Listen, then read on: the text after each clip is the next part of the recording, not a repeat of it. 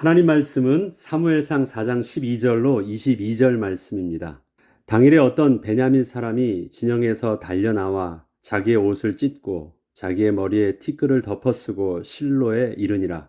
그가 이를 때는 엘리가 길 옆 자기의 의자에 앉아 기다리며 그의 마음이 하나님의 괴로 말미암아 떨릴 즈음이라. 그 사람이 성읍에 들어오며 알림에 온 성읍이 부르짖는지라. 엘리가 그 부르짖는 소리를 듣고 이르되 이 떠드는 소리는 어찌 됨이냐. 그 사람이 빨리 가서 엘리에게 말하니 그때에 엘리의 나이가 98세라. 그의 눈이 어두워서 보지 못하더라. 그 사람이 엘리에게 말하되 나는 진중에서 나온 자라. 내가 오늘 진중에서 도망하여 왔나이다. 엘리가 이르되 내 아들아 일이 어떻게 되었느냐.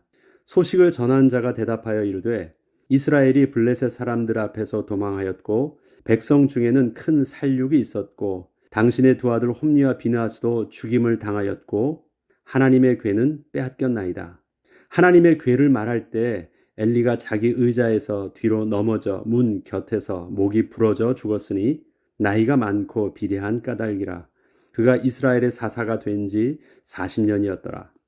그의 며느리인 비느하스의 아내가 임신하여 해산 때가 가까웠더니 하나님의 괴를 빼앗긴 것과 그의 시아버지와 남편이 죽은 소식을 듣고 갑자기 아파서 몸을 굽으려 해산하고 죽어갈 때에 곁에 서 있던 여인들이 그에게 이르되 두려워하지 말라. 내가 아들을 낳았다 하되 그가 대답하지도 아니하며 관념하지도 아니하고 이르기를 영광이 이스라엘에서 떠났다 하고 아이 이름을 이가봇이라 하였으니 하나님의 괴가 빼앗겼고 그의 시아버지와 남편이 죽었기 때문이며 또 이르기를 하나님의 괴를 빼앗겼으므로 영광이 이스라엘에서 떠났다 하였더라. 아멘. 하나님께서는 엘리의 죄를 물으실 때 사무엘상 3장 13절을 통하여 내가 그의 집을 영원토록 심판하겠다고 그에게 말한 것은 그가 아는 죄악 때문이니 이는 그가 자기 아들들의 저주를 자청하되 금하지 아니하였음이니라고 분명하게 말씀하셨습니다. 또한 엘리가 그렇게 아들의 범죄함에 대하여 그렇게 금하지 못한 이유를 사무엘상 2장 29절에는 너희는 어찌하여 내가 내 처소에서 명령한 내 재물과 예물을 밟으며 내 아들들을 나보다 더 중히 여겨 내 백성 이스라엘이 드리는 가장 좋은 것으로 너희들을 살찌게 하느냐고 말씀하시면서 재물과 아들들을 하나님의 말씀보다 더 중히 여겨서 금할 수 없었음을 말씀하셨습니다. 문제는 엘리가 그러한 자기의 모습이 하나님 앞에서 죄라는 사실을 모르지 않았다는 것입니다.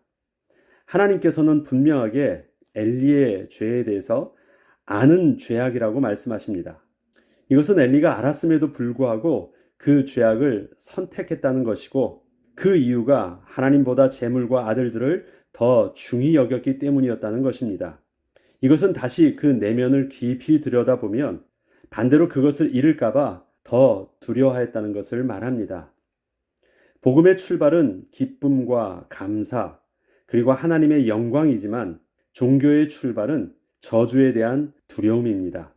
하나님을 섬기는 것과 우상 숭배의 근본적인 차이는 그 섬김의 동기가 기쁨과 감사인지 아니면 두려움인가에 있습니다. 그런데 그 두려움은 겉으로는 더 사랑하는 모습으로 자신을 숨기고 다가오기 때문에 그것이 우상 숭배인 줄 모르고 그 길을 따르는 수가 많이 있습니다. 더 사랑한다는 표현은 둘을 비교할 때 그 둘을 서로 적대적 관계에 두지 않고 단지 우선순위의 문제에 두는 것이기 때문에 어느 것 하나도 버리지 않고 붙잡고 있다는 착각을 일으키게 합니다. 하나님을 경외한다는 것은 하나님을 기뻐하고 사랑하는 마음 안에서 하나님을 향한 함부로 접근할 수 없는 두려움, 즉 fear가 있다는 것입니다.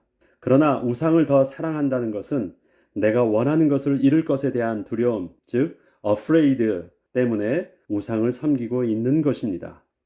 앞으로 세워질 이스라엘 왕국의 고질적인 영적 문제는 우상 숭배였습니다.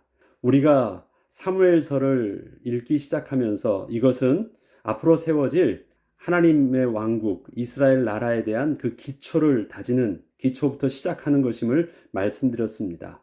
그 기초 속에서 이스라엘 백성들이 반복적으로 범죄하게 될 그 근본적인 뿌리가 바로 우상숭배입니다.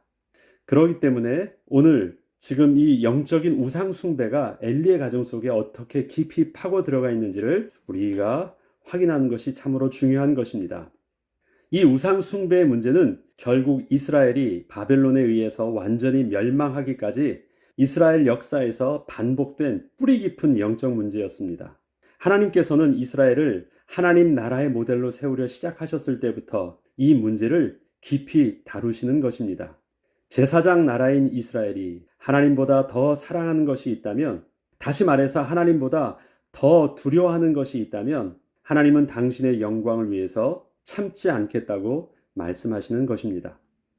역사적으로 보면 이스라엘이 주변 이방 민족의 우상을 저들과 같이 섬길 때에도 자신들의 하나님을 결코 버린 적은 없었습니다. 단지 한 가지 더 좋은 것을 더하여 섬긴 것입니다. 하나님과 우상을 함께 섞어서 섬긴 것입니다. 하나의 신보다는 하나를 더 더하는 것이 다다익선 아닙니까? 더 좋다고 생각하는 것입니다. 우상 숭배는 그래서 신들의 숫자가 점점 더 많아집니다. 그리고 단지 우상을 조금 더 앞에 두고 사랑하였을 뿐입니다. 하나님께서는 이러한 이스라엘을 향한 당신의 진노의 감정을 질투라는 표현으로 드러내셨습니다. 성경에 이제 계속해서 열왕기서나 또 계속해서 하나님의 우상 숭배에 대한 하나님의 감정을 표현하실 때 하나님은 나는 질투하는 하나님이시다라고 말씀하시면서 그렇게 표현하십니다. 여러분은 그 사랑하는 자를 앞에 두고 질투하는 감정이 어떤 것인지를 알 것입니다. 질투는 질투하는 사람만 느끼는 고통입니다. 다른 사람들은 몰라요. 서로 부정함을 저지르고 있는 그 둘도 모릅니다. 그것을 바라보고 있는 진짜 사랑하는 사람이 그 사랑을 받지 못할 때 홀로 느끼는 감정입니다. 하나님은 하나님의 이 속의 그 분노와 아픔을 질투라는 단어를 통해서 표현하셨습니다. 나중에 이제 우리가 다른 성경을 읽을 때 이 부분들은 더 잘 나오게 될 것입니다. 제사장 엘리와 두 그 아들들의 그 멸망의 모습은 제사장 나라인 이스라엘을 향한 하나님의 본보기였음을 이스라엘은 깨달아야 했습니다. 13절에 보면 그의 마음이 하나님의 괴로 말미암아 떨릴 즈음이라. 12절부터 13절까지 읽어보면 당일에 어떤 베냐민 사람이 진영에서 달려나와 자기의 옷을 찢고 자기의 머리에 티끌을 덮어쓰고 실로에 이르니라. 그가 이를 때는 엘리가 길 옆 자기의 의자에 앉아 기다리며 그의 마음이 하나님의 괴로 말미암아 떨릴, 여기서는 영어로 보면 fear 하고 있다고 말합니다. 떨릴 즈음이라. 그 사람이 성읍에 들어오며 알림에 온 성읍이 부르짖는지라. 본문의 엘리의 모습을 보면 지금 엘리의 마음과 생각이 어떠한지를 잘 알 수 있습니다. 엘리가 전장의 소식을 가급적 빨리 듣기 위하여 길 옆에서 자신의 의지를 가지고 와서 앉아 기다리고 있습니다. 그리고 기다리는 그의 마음이 거룩한 하나님의 괴로 인하여 어떤 일이 일어날 것인가에 대한 기대가 아니라 심각한 떨림과 두려움, 즉 fear에 사로잡혀 있음을 볼 수 있습니다. 이 fear는 하나님을 경외한다는 그 경외함과 같은 단어입니다. 하나님의 괴가 전장에 나간 것은 분명 잘못된 일이었음을 알고 있었기 때문에 엘리는 지금 두려워하고 있는 것입니다. 이러한 두려움은 하나님보다 아들을 더 중히 여겨서 가졌던 두려움, 그 afraid와는 근본적으로 다른 두려움이었습니다. 지난날은 그동안 아들들의 죄를 보고 듣고 있었어도 저들이 별 문제 없이 그냥 그렇게 지나가고 있었지만 지금 여호와의 궤까지 그 있어야 할 곳을 벗어나서 전장에까지 나가게 한 것은 분명 선을 넘어도 한참 넘는 것이었기에 엘리 제사장은 지난날에는 느껴보지 않은 그 두려움에 사로잡히게 된 것입니다. 그러나 이러한 제사장 엘리의 두려움은 이러한 두려움의 결과가 일어나기 전에 미리 느꼈어야 했던 모습이었습니다. 그러나 지금은 너무 늦었습니다. 이스라엘 백성들도 진영에 괴가 들어올 때 큰 소리로 외치며 즐거워하던 모습에서 슬픔과 탄식으로 온 백성이 부르짖는 모습으로 바뀌었습니다. 그러나 이것은 바뀐 모습이 아니라 하나님을 떠나 있던 이스라엘의 실제 모습이 결국 드러난 것이었습니다. 우리는 하루속히 하나님을 향한 거룩한 두려움, 즉 경외함이 회복되어야 합니다. 하나님께서는 우리의 삶에 하나님보다 더 사랑하고 있는 것에 대하여 그것은 분명 하나님보다 더 두려워하고 있는 것이라고 정확하게 말씀하십니다. 그 두려움은 우상 숭배의 모습이고 내가 아무리 부정하고 감추려 해도 하나님께서는 반드시 복음이 아닌 것은 드러내고 마실 것입니다. 내가 물질을 사랑하고 있다고요? 우리 생각해 보죠. 그것은 내가 물질이 없으면 큰일 나기 때문에 두려워하는 것과 다르지 않은 것입니다. 그러하게 우상 숭배는 우리가 하나님보다 더 사랑하는 것이라고 말하지만 실질적으로 내가 두려워하는 대상을 내가 섬기고 있는 모습이라는 것을 우리는 정직하게 볼 수 있어야 하는 것입니다. 18절에는 하나님의 괴를 말할 때 엘리가 의자에서 뒤로 넘어져 목이 부러져 죽었다라고 기록하고 있습니다. 16절로 18절을 좀 더 읽어보겠습니다. 엘리가 이르되 내 아들아 일이 어떻게 되었느냐? 소식을 전하는 자가 대답하여 이르되 이스라엘이 블레셋 사람들 앞에서 도망하였고 백성 중에는 큰 살육이 있었고 당신의 두 아들 홈니와 비느하스도 죽임을 당하였고 하나님의 괴는 빼앗겼나이다. 하나님의 괴를 말할 때 엘리가 자기 의자에서 뒤로 넘어져 문 곁에서 목이 부러져 죽었으니 나이가 많고 비대한 까닭이라. 그가 이스라엘의 사사가 된 지 40년이었더라. 성경은 엘리의 죽음의 원인이 아들의 죽음의 소식을 들은 후 연이어서 듣게 된 하나님의 괴가 빼앗겼다는 소식 때문에 놀라서 뒤로 넘어지면서 목이 부러져 죽었다고 증거하고 있습니다. 하나님의 괴로 인한 문제 때문에 심히 떨고 있던 엘리 제사장에게 하나님의 괴가 빼앗겼다는 충격은 너무도 크게 다가왔던 것입니다. 이러한 엘리의 두려움, fear는 왜 지난날에는 아들들에게 거룩한 하나님을 향한 경외함으로 전달되지 않았던 것일까요? 아들아 그렇게 하지 마 라고 말했지만 그때는 이러한 두려움을 가지고 아들에게 심각하게 말하지 않았다라는 것입니다.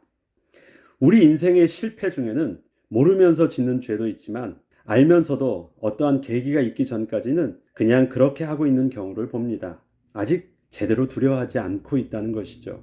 우리는 하나님을 향한 두려움이 우리의 삶에서 시급하게 회복되어져야 합니다. 불에 타 죽는 벌레들을 보면 불이 진노해서 그 벌레들을 죽이고 있는 것이 아닙니다. 그 벌레가 그 타는 불에 가까이 가서 그러한 것입니다. 이처럼 하나님의 거룩을 훼손하고 하나님과 다른 것을 함께 사랑하게 되면 하나님의 거룩은 인간의 부정함을 용납할 수 없기에 인간은 망하게 되는 것입니다. 이것을 단지 하나님의 진노하신 감정의 표현으로 보려 해서는 안 되는 것입니다. 하나님이 막 인간을 그렇게 때리고 있는 것이 아니라는 것입니다. 하나님의 거룩함을 그들이 함부로 하나님의 거룩함을 그렇게 그들이 느끼지 못하고 함부로 다루었기 때문입니다. 앞서 지난 시간에 우리가 알고 있는 그 하나님의 언약궤에 대한 모습은 무엇이었습니까? 그 언약궤 자체가 하나님의 임재 자체였지 않습니까? 그런데 그것을 단지 언약을 담은 상자로 생각하고 내가 가지고 왔다 좌지우지하려고 했었던 그 모습은 바로 그 거룩함에 가까이 갔던 그 부정한 인간의 그 하나님의 거룩함 속에서 망하게 된 실존의 모습을 보여주고 있습니다. 이가봇이라는 뜻은 하나님의 영광이 떠났다라는 의미를 가지고 있습니다. 21절부터 22절을 보면 이르기를 영광이 이스라엘에서 떠났다 하고 아이 이름을 이가봇이라 하였으니 하나님의 괴가 빼앗겼고 그의 시아버지와 남편이 죽었기 때문이며 또 이르기를 하나님의 괴를 빼앗겼으므로 영광이 이스라엘에서 떠났다 하였더라. 본질상 진노의 자녀된 자에게 그 삶의 결말은 그 두려움대로 모든 것을 다 잃게 되는 것입니다. 잃지 않으려고 했던 일들이 결국 모든 것을 다 잃는 것으로 마치게 되는 것은 하나님을 떠난 인간의 실존이기 때문입니다. 거룩하신 하나님만이 계셔야 할 자리에 인생의 부정한 것을 함께 두게 되면 자신이 하나님보다 더 사랑했던 것도 잃고 하나님도 잃게 되는 결과에 빠지게 되는 것입니다. 우리의 삶과 신앙의 동기는 두려움으로 출발해서는 안 됩니다.